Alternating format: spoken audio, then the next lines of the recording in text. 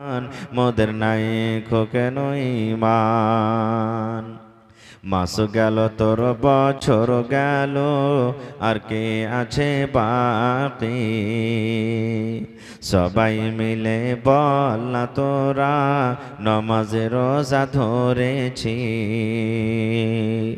মাস গেল তোর বছর গেল আর কে আছে বাকি, সবাই মিলে বল না তোরা নমাজ রোজা ধরেছি। যোগের হাওয়ায় ভুলে গেলাম, যোগের হাওয়ায় ভুলে গেলাম মোদের পরিণাম। মোরা ভোলা মুসলমান, মোদের নাই কেন ঈমান।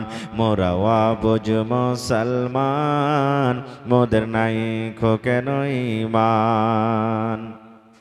পার্লামেন্টের মেম্বারেরা আইন তৈরি করে তারা, পার্লামেন্টের মেম্বারেরা আইন তৈরি করে তারা। তাদের হাতে জবা হলো, তাদের হাতে জবা হলো পবিত্র কুরআন। মোরা নাদান মুসলমান, মোদের নাই কেন ঈমান। মোরা অবুঝ মুসলমান, মোদের নাই কেন ঈমান। নারে তাকবীর। আজকে জলসার যোগ্যতম শ্রদ্ধেয় সভাপতি সাহেব, উপস্থিত ওলামায়ে কেরাম, সামনে বসে থাকা ইসলাম দরদি দিন দরদি ভাই ও বাবাজিরা, পর্দানাসীন মায়েরা খালারা,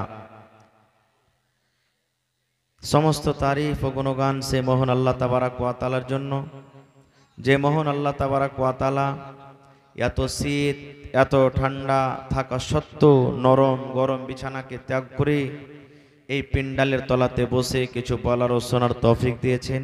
তাই আমরা সে আল্লাহ তাবারাক ওয়া তাআলার প্রশংসা করি, অন্তর থেকে মুহাব্বতের সাথে সকলেই পড়েন আলহামদুলিল্লাহ। একটু মুখ খুলে জোর করে পড়েন ভাই আলহামদুলিল্লাহ। তারপর আমাদের শেষ নবী হযরত মুহাম্মদুর রাসূলুল্লাহ পড়েন সাল্লাল্লাহু আলাইহি ওয়াসাল্লামের পর ওয়াগনন দারুদ শরীফ শান্তির ধারা বর্ষিত হোক আমিন। আল্লাহুম্মা সাল্লি আলাইহি আল্লাহুম্মা বারিক আলাইহি। ভাই মুসলমান, আজকে আমি খুতবার পর যে সূরাটা আপনাদের সামনে তেলাওয়াত করেছি সেই সূরাটার নাম বলতে পারবেন আপনারা? বলেন তো সূরাটা কি? হায় আল্লাহ, জালসা শুনতে এসেছেন ভাই, ভোরবেলাতে যদি স্ত্রী পুজ করে, হাজি আব্দুল্লাহর বাপ তুমি যে জালসা শুনতে গেলে কি শুনেছো জি? তাই তো রে, কি শুনেছি জানি না। এরকম জালসা শুনে কাজ দিবে হে ভাই? জালসা শুনতে এসেছি মানে বৈশাখ কিছু শুনবো, এটা আজকে আপনাদের জন্য মাদ্রাসা। কারণ আপনারা তো কেতাব লিয়ার পড়িতে যেতে পারবেন না, শরম লাগবে। আসলে দিন শিখতে শরীয়ত শিখতে শরম করতে হবে না। আমার সভাপতি সাহেব বসে আছেন, জিজ্ঞাসা করবেন সাহাবায়ে কেরাম আপনাদের মতন বয়স্ক নিয়ে হযরত ওমর রাদিয়াল্লাহু তাআলা আনহু, হযরত আবু বকর রাদিয়াল্লাহু তাআলা আনহু, হযরত উসমান গনি রাদিয়াল্লাহু তাআলা আনহু, এই ধরনের অন্যান্য সাহাবীরা বড় হয়ে ইলম শিখেছেন। তারা বড় হয়ে আজকে শিখতে এসেছেন কিছু। আজকে আমি আপনাদের সামনে যে সূরাটা তেলাওয়াত করেছি সেই সূরাটার নাম হলো সূরায়ে ইখলাস। সূরাটার নাম কি? সূরায়ে ইখলাস। ইখলাস এই সূরাটা ছোট বড় নর নারী সকলের মুখস্থি আছে, নাই ভাই? কুল হুয়াল্লাহু আহাদ নাই মুখস্থি? হানা বলেন আছে না নেই? হ্যাঁ, কোন সূরা থাকুক বা না থাকুক, মুসলমানের ছেলে মুসলমানের ঘরে জন্ম নিয়েছে, দুটা সূরা তো মুখস্থি আছে, একটা সূরাতুল ফাতিহা, একটা সূরা ইখলাস। কারণ যখন ছেলেরা বড় হবে, বিয়ে দিবার সময় হবে, তখন দাদি নানিরা বলবে হারে লিস্তি লাগা, তুই যা হোদ মা গোড়াল হয়ে থেকে গেলি, কাইল বাদ তোকে পরশু দেখতে আসবে, তুই দুটা সূরা গালা শিখবি না? তো বিয়ে করার লেগে ভাই দুটা সূরা শিখবে কোন রকম। হ্যাঁ, ও বিয়ে করার লেগে ওর যে এক্সাম চলবে একটা, দেখতে যেদিন আসবে, আলহামদুলিল্লাহ সূরাটা পড়ো তো জি, ভাঙ্গা চোরা কেটে পড়বে, একটা জোড়া লাগিয়ে দাও। ও তখন এটাকে জোড়া মেরবে লেগে, ওর নিজে জোড়াবের লেগে, তাই এই জোড়াটা সুরবে। আল্লাহুস সামাদ। কত ভাইকে ভাই দেখেছি যে জামাই দেখতে যাওয়া গেছে, তো ওকে যদি বলেছে ভাই সূরাতুল ফাতিহা পড়ো, তো ও বুঝে না যে এটা হলো একটা আলাদা সূরা, ওইটা হলো একটা আলাদা সূরা। সূরাতুল ফাতিহা মানে দুটো সূরাকে একসাথে শেষ করবে ও, এরকমও হয়েছে। ভাই আশা করছি যত লোক, ভাই আরেকবার বসে আপনারা বসে যান, পিছনে যারা আছেন ভাই বসে যান, যাতে পিছনে যারা আসবে আপনাকে দেখা দেখে ওরা বসে যায়। তো ভাই মুসলমান, এই সূরাতুল ইখলাস আমাদের মুখস্থি আছে, কিন্তু এর মানা, এর তরজমা আল্লাহ সূরাতে কি বলেছেন আমরা সকলে কি জানি ভাই? জানি কি জানি না? মুখস্থি আছে, পড়েছি, কিন্তু এই সূরাটার মানা মতলব আমরা জানি না। ভাই মানা মতলব আজকে আমি বলতে পারবো না, আমার কাছে সময় খুব কম। তবে আজকে যে এত কষ্ট করে আমরা এখানে বসে আছি, আমাদের উদ্দেশ্য আছে না নেই? আজকে এখানে বসে আছি, আমাদের উদ্দেশ্য আছে না নেই? যে আল্লাহ জালসা শুনতে এসেছে, কিছু দান করব, জালসা শুনবো, কোরআন হাদিসের কথা শুনবো, আমল করব, আর তারপরে আল্লাহ খুশি হবে। আর খুশি হয়ে কোথায় দিবেন? জান্নাত না জাহান্নাম? জোরে বলেন জান্নাত। আজকে কি আমল করতে গেলে আল্লাহ জান্নাত দিবেন? নামাজ, রোজা, হজ, যাকাত, নিজের জাকাত আছে, এগুলো করতে হবে। এই ছাড়া কিছু এমন আমল আছে যে আমলটা করতে গেলে আল্লাহ তাবারাক ওয়া তাআলা জান্নাত দান করবেন, জান্নাত পাওয়া যাবে। জান্নাত কার জন্য, কোন মানুষেরা জান্নাতের ভিতরে যাবে, আল্লাহ কখন কোন আমলে কার পরে রাজি হয়ে যাবে, খুশি হয়ে যাবেন, সেটা আল্লাহ ছাড়া কেউ জানে না ভাই, আল্লাহ জানছেন। সেই একটা লোক 5 ওয়াক্ত নামাজ পড়ছে, সব সময় তেলাওয়াত জিকির আজকার করছে, কিন্তু আমরা বলতে পারবো না যে এই লোকটাকে আল্লাহ জান্নাত দিবে। হইতে পারে ওর জীবনে কোনো আমল একটা হয়ে যাবে যে আমলটাতে আল্লাহ নারাজ হয়ে যাবেন, আর যার কারণে ও জাহান্নামে চলে যাবে। একটা লোক মদ পান করছে, নেশা পান করছে, গাঞ্জা, বিড়ি সব কিছু করছে, কিন্তু ওকে আমরা বলতে পারবো না বেঁচে থাকা কালে এই শালা তুই জাহান্নামে যাবি মরার পর। না, এটা বলা হবে যে ভাই তুমি যে কাজটা করছো এটা জাহান্নামের আমল, এটা পাপের কাজ, গুনার কাজ, কিন্তু বলা যাবে না তুই জাহান্নামে যাবি। কে জানি আল্লাহ তাআলা কখন আল্লাহ তাকে বকশে দিবে। এর উদাহরণ, ভাই দান আসতে শুরু হয়ে গেছে, আমি বেশি বলবো না, একটু লেখা রাখেন, তখন আমি দোয়া করছি। আল্লাহর নবী মুহাম্মদ সাল্লাল্লাহু আলাইহি সাল্লাম বলেছেন যে একটা মহিলা নামাজ রোজা সব করত, কিন্তু একটা বিলাইকে মেরে দেওয়ার কারণে জাহান্নামী হয়ে গেছে। কাকে মেরেছে ভাই? একটা বিলাই, বিড়াল। এই যে আমাদের বাড়িতে আসে না, মাছ যদি খালি খেয়ালাই, মা খালাকে লিপাটি লাগাম নিলাই, আই তুই আই তোকে দেখাচ্ছি, যা থাকবে হাইচা কায়দা চালিয়ে দিবে। এই দেখেন, একটা বিলাইকে মারার কারণে জাহান্নামী ঘোষণা হয়ে গেছেন। সুবহানাল্লাহ। আর আল্লাহর রাসূল বলেছেন ইমরাআতুন ফাহিশা, একটা বেশ্যা জেনা ব্যভিচার করত মহিলা, কুকুরকে পানি পান করার জন্য জান্নাতি হয়ে গেছে। বলবেন কেমন করে? আল্লাহর নবী বলেছেন একটা মহিলা রাস্তা দিয়ে হেঁটে চলে যায়, গরমের টাইম, পিপাসা লেগেছে, তাকে পানি পান করবে। আজ থেকে মোটামুটি 15-20 বছর 20 বছর আগে টিউবওয়েল ছিল ভাই, কল এলাকাতে ছিল কি কল, ইন্দারাতে পানি তুলে তুলে খেয়েছেন আপনারা, এখনো মেলায় জায়গাতে আছে। চলে যান ঝাড়খণ্ড সাইডে, কল আছে কিন্তু খুব কল, আমাদের মতন বাড়িতে ঘরে ঘরে নেই, পানির খুব অসুবিধে ইন্দারাতে। তো বেটি ছেলেটা যদি হাঁটছে, জেনা ব্যভিচার করে, হাঁটছে, হাঁটতে হাঁটতে ওকে পিপাসা লেগেছে, গরমের টাইম, পানি পান করবে। তো পানি পান করবে, তো ইন্দারা পেয়েছে, কুয়া আছে, কিন্তু পানি ওঠার জন্য ডোলও নেই, রশ্মিও নাই। বিনা ডোলে বিনা রশ্মিতে পানি তোলা হবে ভাই? একটু মাথা হেলান না, হবে? হবে না। খুব কি করবে? দেখছে তো একটা কুকুরও ওই ইন্দারার পাঞ্জরে পাঞ্জরে, এমন তাকে পিপাসা লেগেছে, জিহ্বা বের করে দিয়েছে, মাটি কাদা চাটছে, পিপাসা লেগেছে একটা কুকুরকে। এবার মহিলা সুবহানাল্লাহ মনে মনে বলছেন, আল্লাহ জি, আমি একটা মানুষ, আল্লাহ তুমি আমাকে হাত দিয়েছো, পা দিয়েছো, বলার জন্য মুখ দিয়েছো, আমি নিজে যদি পানি তুলতে না পারি, আয় আল্লাহ আমি অন্য মানুষকে বলতে পারবো, ও ভাই দাদারে আমাকে পিপাসা লেগেছে, তুমি একটু পানির ব্যবস্থা করে দাও। আমি মানুষ, আমি বলতে পারবো, কিন্তু একটা আবুলা ধান, এই যে একটা জানোয়ার কুকুর, তাকে কত পিপাসা লেগেছি, লোককেও বলতে পারে না, মানুষকে বলার তার ক্ষমতা নাই। এবার মহিলাটা মনে মনে বলছেন, আয় আল্লাহ আমি যেমন মানুষ, আমাকে পিপাসা লেগেছে, আমি পিপাসার কারণে আমি ছটফট করি, এই মতো একটা কুকুরও পানি পান করার জন্য ছটফট করছি। আল্লাহ জিহ্বা বের করে দিয়েছি, তার হাঁপি উঠে গেছি। এই দেখো আল্লাহ মাটি চাটছে, কাদা চাটছি, না আমি তাকে পানি পান করাবো। কুকুর হইতে গেল আমি তাকে পানি খাইয়ে দেব, কুকুর হইতে গেল আমি তাকে পানি দিব। কি দিয়ে পানি দিব, কি দিয়ে পানি তুলবো? এখানে তো ডোল নাই, এই জায়গাতে তো কোনো রশ্মি নাই। আল্লাহর নবী বলেছেন, ওই মেয়ে ছেলে, ওরে সুবহানাল্লাহ, তার শরীরে একটা দোপাট্টা ছেড়ে ওড়নি ছিল। আপনারা দেখবেন টোনাতে করে আমার কত ভাইয়েরা ভুজা খাই, মুড়ি খাই, টোনা বানিয়ে বানিয়ে। আল্লাহর নবী বলেছেন, ওই মেয়ে ছেলে তার শরীরে যেটা ওড়না ছিল, দোপাট্টা ছিল, ওই ওড়না চাদরকে টোনা বানিয়ে দেওয়া হলো, ওইটাকে ডোল করা হলো, ওই ওড়নাকে রশ্মি করে দেওয়া হলো। এবারে কোনো রকম কষ্ট করে করে করে ডুবিয়ে ডুবিয়ে ডুবিয়ে ডুবিয়ে ডুবিয়ে পানি তোলা হলো।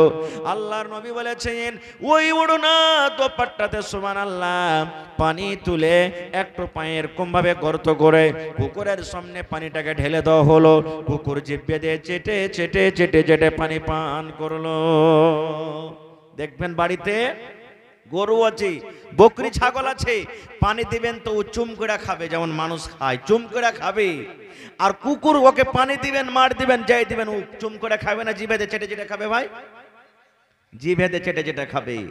এবার ওই কুকুর জিভে দিয়ে চেটে খেয়ে খেয়ে খেয়ে যখন তার পেটটা ভরে গেল, মনটা তার শান্তি পেয়ে গেল, ওরে সুবহানাল্লাহ, আল্লাহর নবী বলেছেন, উম্মত রে, একটা জানিয়া মেয়ে ছেলে, একটা ফায়েসা মেয়ে ছেলে নেকি মনে করে একটা কুকুরকে পানি পান করাইয়া দিল। আল্লাহ রাব্বুল আলামিনকে এই আমলটা এত ভালো লাগলো, আল্লাহ রাব্বুল আলামিনকে এই আমলটা এত পছন্দ হলো। একটা আমল, এই কুকুরকে পানি পান করার কারণে আল্লাহ রাব্বুল আলামিন তার জীবনের গুনাহকে মাফ করে আল্লাহ তাকে জান্নাতে ঘোষণা করে দিলেন। এবার আপনাকে বলি, কুকুর কত বড় নাপাক জানোয়ার, কুকুর কত বড় নাপাক জানোয়ার। আল্লাহর নবী বলেছেন, উম্মত রে, কুকুর যদি তোমাদের থালাতে মুখ দিয়ে দেয়, কুকুর যদি তোমাদের ভাতে মুখ দিয়ে দেয়, ওই ভাত তুমি খেও না, ফেলে দাও। তোমাদের রুটিতে মুখ দিয়ে দেয়, রুটি খেও না, তুমি ফেলে দাও। তোমাদের তরকারিতে মুখ দিয়ে দেয়, রুটি খেও না, তুমি ফেলে দাও। আল্লাহর নবী বলেছেন, উম্মত, যদি কুকুর তোমাদের হাঁড়িতে বারতানে কড়াইতে মুখ দিয়ে দেয়, তাহলে তোমার বারতানটা অতক্ষণ পর্যন্ত পাক হবে না, পাক হবে না, যতক্ষণ পর্যন্ত 7 বার করে তাকে না ধুবে। একবার তুমি মাটি ছাই দিয়ে মেজে লাও, আর 6 বার এমনি এমনি ধুয়ে লাও। তাহলে বলার উদ্দেশ্য বন্ধুরে, কুকুর এত বড় একটা নাপাক জানোয়ার, সেই কুকুর যদি হাঁড়িতে মুখ দিয়ে দেয়, থালিতে বদনাতে মুখ দিয়ে দেয়, 7 বার করে ধুতে হবে, তাইলে সেই বারতানটা পাক হবে। এরকম নাপাক জানোয়ারকে যদি পানি পান করায় আল্লাহ জীবনের গুনাহ মাফ করতে পারে, এরকম কুকুরকে পানি পান করে যদি আল্লাহ জান্নাতে ঘোষণা করতে পারেন, তবে আল্লাহর ঘর বানায় বলেন আল্লাহ রাব্বুল আমিন গুনাহকে মাফ করে জান্নাতে ঘোষণা করতে পারেন না? পারেন কি পারেন না? জোরে বলেন, পারেন কি পারেন না? আল্লাহুস সামাদ। এই জন্য কোনো জীবনের ছোট আমলকে ছোট মনে করতে হবে না। আর একটা হাদিস বলি, আল্লাহর নবী একদিন ফজরের নামাজ পড়ে বসে আছেন, সাহাবায়ে কেরামের দিকে মুখ ঘুরিয়ে নিলেন। নবী বললেন, বেলাল, ও বাবা বেলাল, তুমি কোথায় আছো? এখানে এসো। বেলাল হাজির। আল্লাহ রাসূল বললেন, বেলাল রে, তুমি জীবনে কোন এমন আমল করছে রে বাবা, যে আমলটাতে আল্লাহ রাব্বুল আমিন তোমার প্রতি রাজি হয়ে গেছেন, খুশি হয়ে গেছেন? এই বেলাল, স্পেশাল ওই আমলটার কারণে আমি জান্নাতের ভিতরে দেখলাম, আমি জান্নাতে নজর করলাম। বেলাল, আমি জান্নাতে পিছনে পিছনে হাঁটছি, আর তুমি আমার আগে আগে খড়ম পেয়ে দিয়ে তুমি হাঁটছো। বেলাল, জীবনে তুমি কোন আমল করছো বাবা, যে আমলের কারণে আমি তোমাকে জান্নাতের ভিতরে আমার আগে আগে হাঁটতে দেখেছি? বলো তো কি? হযরত বেলাল বললেন, ইয়া রাসূলুল্লাহ, আমি তো ওরকম কিছু দেখতে পাই না যে আমি ইস্টারা কিছু আমল করি, আপনার সাথে আমি নামাজ পড়ি, রোজার মাসে রোজা করি, তেলাওয়াত করি, এই ছাড়া আর কিছু দেখতে পাই না। নবীজি বললেন, বেলাল রে তুমি স্মরণ করো রে বাবা, মনে করো আমি তোমাকে দেখেছি, তুমি আমার আগে জান্নাতের ভেতরে হাঁটছো। এই করে এবার বেলাল বলছেন, ইয়া রাসূলুল্লাহ, জীবনে আমি একটা আমল করি নবী গো, একটা নেকি মনে আমল করি। কি আমল? বললেন, আল্লাহর নবী গো, নামাজের টাইম হোক কিংবা নাই হোক গো নবীজি, নামাজের টাইম হোক কিংবা না হোক, হয়তো জোহরের টাইম হয়ে গেল, আসরের টাইম হয়ে গেল, মাগরিবের টাইম হয়ে গেল, এশারের টাইম হয়ে গেল, কিংবা নামাজের টাইম হয়নি, বেলা 8টা হয়ে গেল, 10টা বেজে গেল, আল্লাহর নবী গো, আমি যখন ওযু করতাম, আমার ওযু যখন ভাঙতো, আমি যখন নতুন ভাবে ওযু করতাম, নামাজের টাইম হোক কিংবা নাই হোক, আমি আল্লাহর ঘরে যেতাম, আর আল্লাহর ঘরে যাওয়ার পর আমি 2 রাকাত আমি নামাজ আদায় করতাম। নামাজের টাইম হইতে গেল, আমি 2 রাকাত নামাজ পড়তাম। আর যদি নামাজের টাইম হয়নি, এখনো বেলা 8টা 9টায় হইতে হয়ে আছে, আল্লাহর নবী গো, আমি এই ওযুটার হক আদায় করার জন্য আমি 2 রাকাত করে আমি নামাজ আদায় করতাম। দয়ার নবী বললেন, বেলাল রে, তোমার এই আমলটাতে আল্লাহ রাব্বুল আলামিন খুশি হয়ে গেছেন রে বেলাল, এই আমলটার কারণে আমি তোমাকে জান্নাতের ভেতরে আমার আগে আগে হাঁটতে দেখলাম। নারে তাকবীর। আর এখনকার মানুষ নফল দূরের কথা, মুস্তাহাব নামাজ দূরের কথা, এই যে 12 রাকাত 10 রাকাত সুন্নাতে মুআক্কাদা 5 ওয়াক্ত নামাজ আছে, গোটা মানুষ পড়ে না। ফরজ খানটা কোন রকম পড়লে দেই উড়ান। হায় আল্লাহ, কেমন করে জান্নাত পাবো রে ভাই? আর একটু আগে চলেন, কি কাজে জান্নাত পাবো? আচ্ছা বলেন তো, আমাদের বাড়িতে এই যত মজলিসে যত মা, খালা, দাদি, ভাই আছেন, ছোটকালে ছোট বাচ্চা মরেছে না মরেনি? মেলে মানুষের বাচ্চা মরেছে, মরেনি ভাই? কেউ 2 বছর বয়সী, কেউ 1 বছর বয়সী, কেউ 6 মাসের, এরকম করে করে কেউ 5 বছরকার, কেউ 2 বছরকার, এরকম ভাবে বাচ্চারা মারা গেছে। আল্লাহর নবী বলেছেন, যখন মালাকুল মউত জান কবজ করতে আসে, আর কোনো বাচ্চা ছোট ছেলে কিংবা মেয়ে যখন জান কবজ করে চলে যায়, আল্লাহ তাবারাক ওয়া তাআলা ফেরেশতাকে বলেন, রে আমার ফেরেশতা, কাবাজতুম ওয়ালাদা আব্দি, এই ফেরেশতা, ওই চিমনি বাজার নুন গোলা পোখরটলা গ্রামের অমুক বান্দার কলেজা টুকরাকে তুমি কবজ করে নিয়ে আইলে। বান্দারে, আব্দুল্লাহ, আব্দুর রহমান, খালেদ, বাকারের তুমি ছেলের জানকে কবজ করে আইলে। আল্লাহ বলবেন, তখন আল্লাহ তাবারাক ওয়া তাআলার কথা শুনে ফেরেশতা বলবেন, জি আল্লাহ, আমি জান তো কবজ করে এলাম। আল্লাহ তো সবই জানছেন যে জান কবজ করে এসেছে, তবে ফেরেশতার মুখ দিয়ে শুনবেন। এবার আল্লাহ রাব্বুল আলামিন বলবেন, ও মালাকুল মউত আজরাইল রে, যখন তুমি ছেলেটার জান কবজ করো, ওখানে ওর বাপ ছিল না? ছিল না। জি আল্লাহ ছিল। ওখানে ওর মা ছিল? কে ছিল না? জি আল্লাহ ছিল। আল্লাহ বলবেন, বান্দারি, ও আমার ফেরেশতা, যখন তুমি তার ছেলের জান কবজ করো, তার মা বাবা কি পড়েছিল? হাউ মা করে কাঁদছিল, আল্লাহ মরে গেলাম, মা মরে গেলাম, আল্লাহ আমার ছেলের জান কবজ হয়ে গেল, এই করে হাউ মা করে চিৎকার করছিল না কিছু পড়ছিল? ওরে আমার মায়েরা, খালারা, ভাইয়েরা শুনেন, এইবারে ফেরেশতারা বলবেন, আল্লাহ, আমি যখন ছেলেটার জান কবজ করি, তার কলেজার টুকরার যখন জান কবজ করে আমি এলাম, ওই টাইমে ওই সময়তে তার বাপ বেঁচে ছিল, ওই টাইমে ওর মা বেঁচে ছিল, ওই টাইমে দাদু দাদি নানা নানি হয়তো বেঁচে ছিল।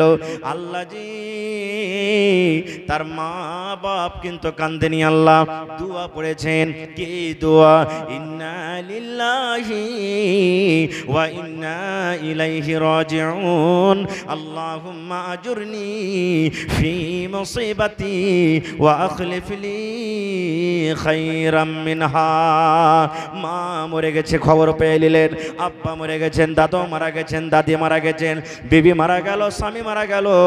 এ আমার ভাইয়েরা, মায়েরা, খালারা, আল্লাহ বলেন, আল্লাহ রাসূল বলেছেন, উম্মত, যখন তুমি মৃত্যুর সংবাদ পাবে, যখন তোমার আত্মীয়র মধ্যে মৃত্যুর খবর পেয়ে যাবে, তখন তুমি এই দোয়াটা পড়িও, ইন্না লিল্লাহি ওয়া ইন্না ইন্না ইলাইহি রাজিউন আল্লাহুম্মা আজুরনি ফি মুসিবাতি ওয়া আখলিফ লি খায়রাম মিনহা। নারে তাকবীর। আল্লাহর নবীর স্ত্রী উম্মে সালমা, তখন কিন্তু নবীর সাথে বিয়ে হয়নি। ইয়ার স্বামীটা যখন মারা গেল আবু সালমা, তখন নবীর কানে খবর গেল যে উম্মে সালমার পুরুষ আবু সালমা মারা গেল।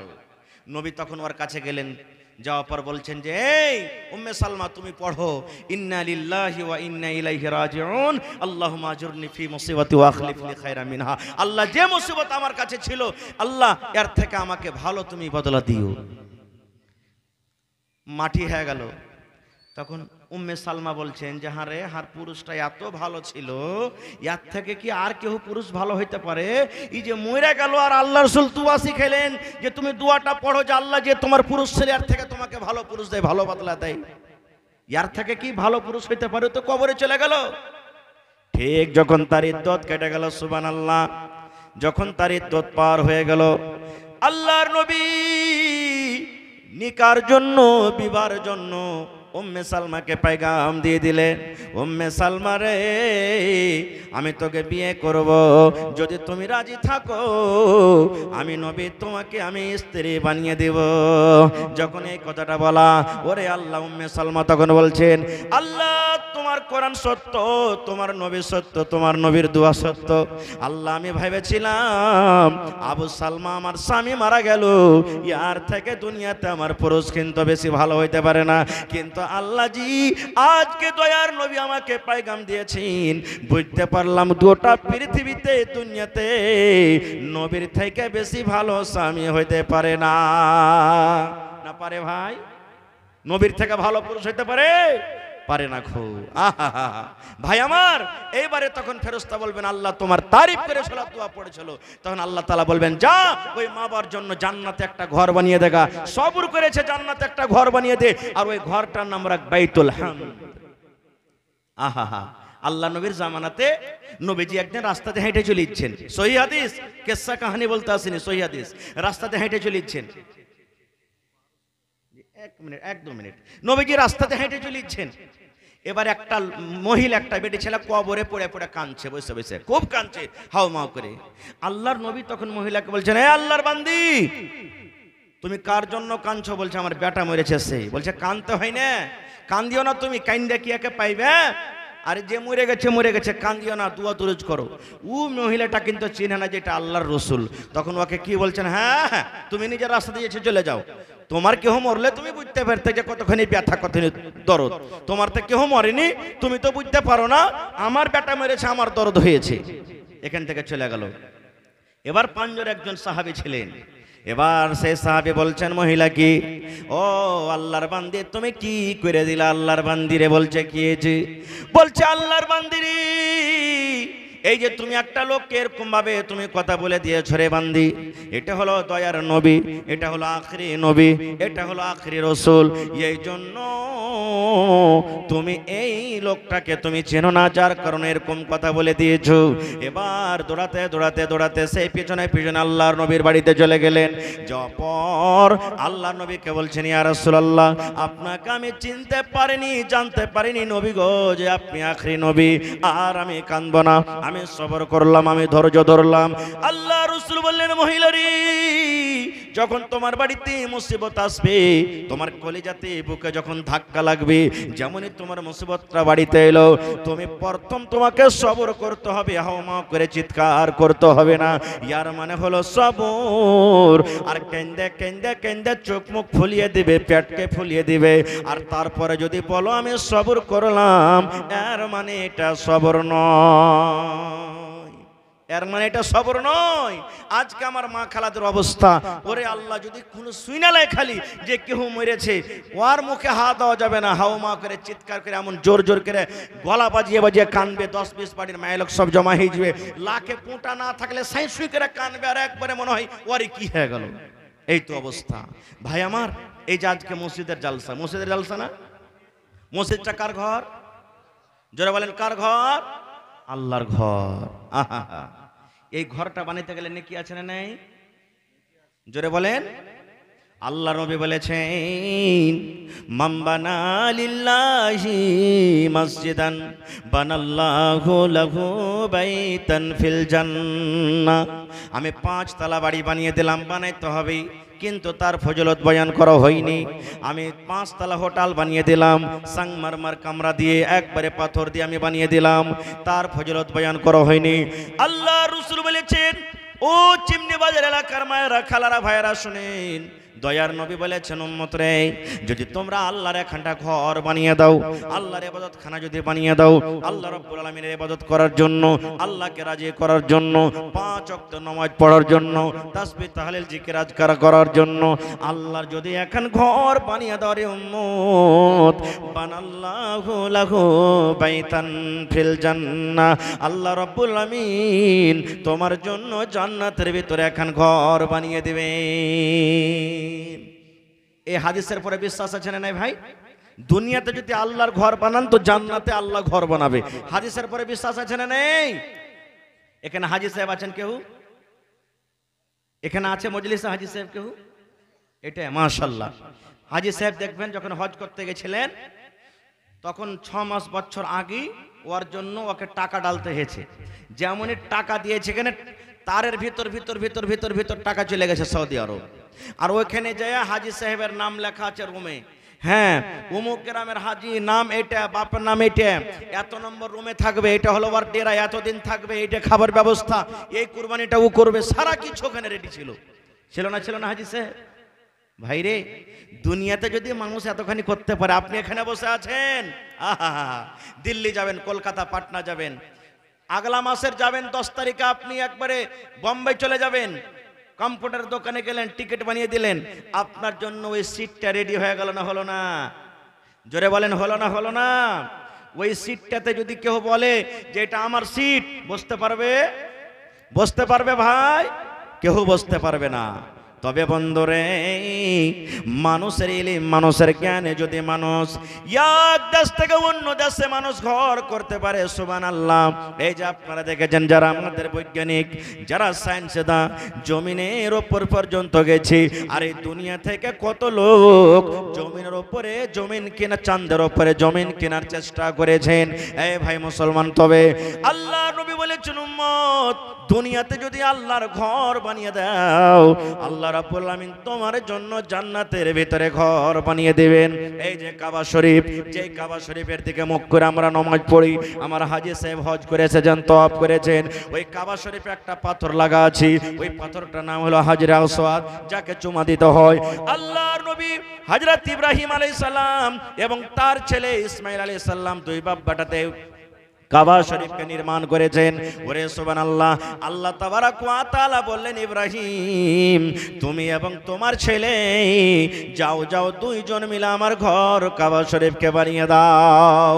ওরে আল্লাহ, এবার বাপ বেটা মিলে কাবা শরীফ বানাইতে লাগলেন।